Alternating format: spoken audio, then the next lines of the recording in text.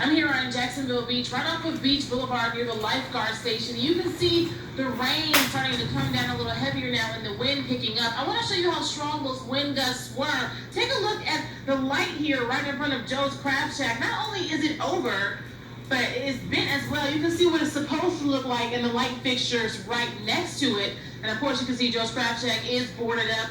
Metal shutters are down, along with many of the other businesses here on Jacksonville Beach. But there's something else that I want to show you. We've been talking to you about the sand dunes. We've been talking to you about flooding possibilities. And right here at the Beach Boulevard area next to the life station, you can see this sand dune. But here's why I'm bringing you back to this. Here's why this sand dune is important. Because in the last few minutes, there was a bulldozer, a tractor that came in and put even more sand on the dune. So there used to be a parting between the dune where people could walk onto the beach. Now it's completely filled, and actually looking at it, you can see the newer sand on the dune is darker, and the lighter sand is the sand that's been there. Of course, the dune was created to prevent any of the anticipated flooding to come out into the street here. And this is all ahead of high tide expected at 1:30, so we're going to keep an eye here on Jacksonville Beach. Reporting live on Beach Boulevard near the lifeguard station in Jacksonville Beach, Courtney Cole, CBS 47, Fox 30, Action News Jax. And we have our crew still down in St. Johns County. Let's check in now with Elizabeth Pace, who's been tracking the flooding in Davis Shores. I mean, the flooding is getting worse out here. This is actually better than some other parts. I'm going to carefully step into the road.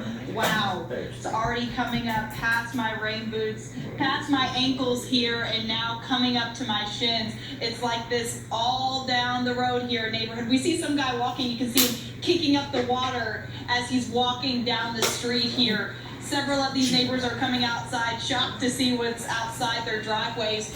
We can see the sheriff deputy blocking the road right here for safety. They say some of these cars are pushing the water further up into these yards over here, so they want to minimize the driving out here. We are going to keep walking, though, over here and just take a look at all the flooding. You can probably hear the splashes coming up, so it is not safe to drive. When we were coming over here, we had to go very slow. We actually passed Russell Colburn and the First Alert Storm Tracker over there, and he says the water is getting up to his waist. We see a guy coming over here. Hi, sir. We're live on Action News Jax right now. What are some of the flooding that you're seeing down the road here? Just at the end of the road, the worst.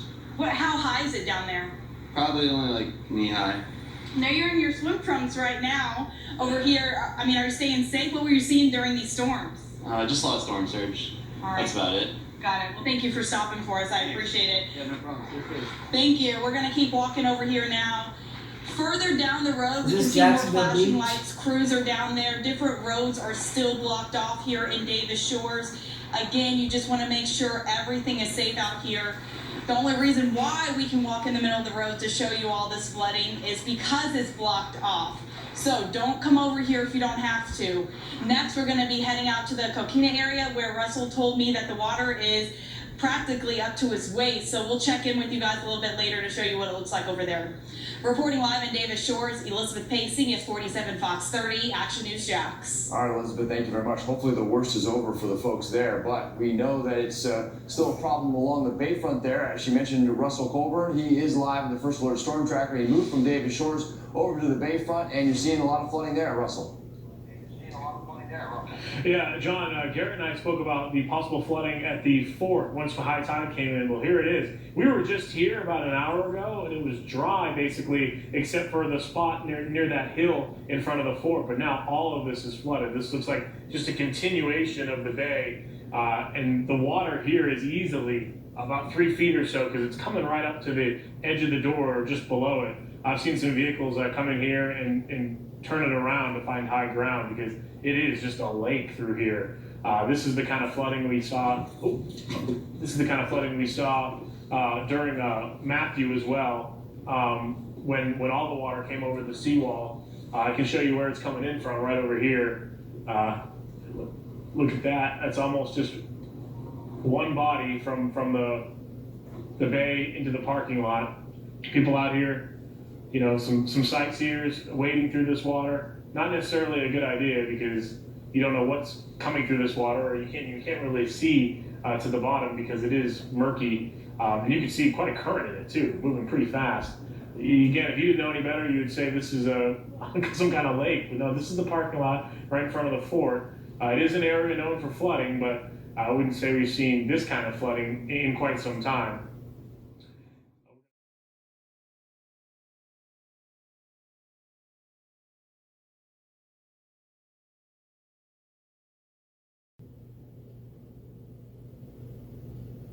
In the meantime, we're going to head out to Jack's Beach, where Ben Becker has been watching conditions there near the pier. Hi, Tanika and John. Hopefully the worst of this has passed, but as you can see behind me, it's certainly very rough right now. Still here at the pier, so we've been showing you this for hours and hours. Starting at probably around 9 a.m. or so. So I've been out here at least 5 hours. To give you a bird's eye view of what's been going on. And during the afternoon, it's gotten progressively worse. And as we mentioned just, but maybe it was a half an hour ago when we were talking with Mike Bursch, that the worst, the eye wall of Dorian was off our coast. But you can see still the effects here as the sea foam comes rushing in from the water. And I just have to kind of brace myself sometimes as the water comes rushing in and then the water comes rushing out. And Mike gave a great explanation about the sea foam. He says it's kind of like taking a soda can, you shake it up, and that fizz just pops up. Well, that's pretty much the ocean right now. It's just all shook up, and this sea foam is the end result of it. Now, one part of the sea foam, as you can see, I'm going to take you over here, it is reaching up to the dunes. The good news is, unlike Irma and Matthew, these dunes have not been breached. It's coming just to the base of the dunes. I'll just take you over here. You can see it's just washing up right to the base, so that's the good news. So not an issue here at Jack's Beach with any kind of water breaching the dunes, getting over into the parking lot or into the streets by the businesses, which, by the way, at least along here, are all closed today. But that is the one bit of good news. And as you've mentioned, also there are a bunch of good onlookers out in our area. Here, you can point the camera this way. You can see. I'd say a few dozen people have been out here for most of the afternoon, kind of taking in the sights, because as dangerous as it is a sight to be seen. Now, we don't recommend you coming out, but people can't help themselves. But there's been a number of people here. Some actually have gone in the water, and that's been a problem. Even the mayor tweeted about it, that somebody had to be rescued. Another person I saw on a boogie board went out there, and it wasn't long after my report that Ocean Rescue came up to them, had a conversation with them, and they were out of here. So that was the good news. But meantime, the conditions here are getting tempered down a little bit. You see the pier not getting pummeled as badly as it was. Maybe it was like 20 minutes ago when I was talking to you guys. So that is the good news. And the pier is essential. It's the icon, the landmark of Jack's Beach. We said it before, we'll say it again. 350 feet of this pier washed away in Hurricane Matthew. Irma then gave it a 1-2 punch after that. And this pier now going to be shut down in the next few months for repairs. That'll take 2 years. So hopefully no more issues happen with the pier because of Dorian today. But that's something, of course, we'll keep an eye on as we remain out here at Jack's Beach. Reporting live from Jack's Beach, Ben Becker, CBS 47, Fox 30, Action News Channels.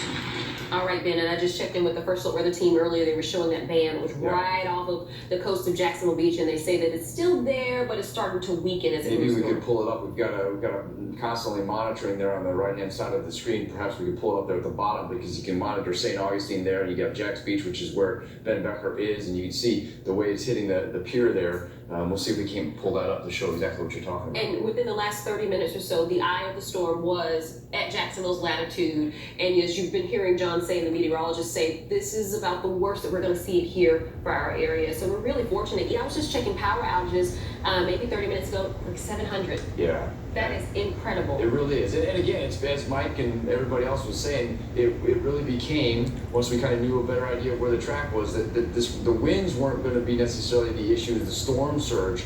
And for the most part, the dunes are holding. And we're looking right now live.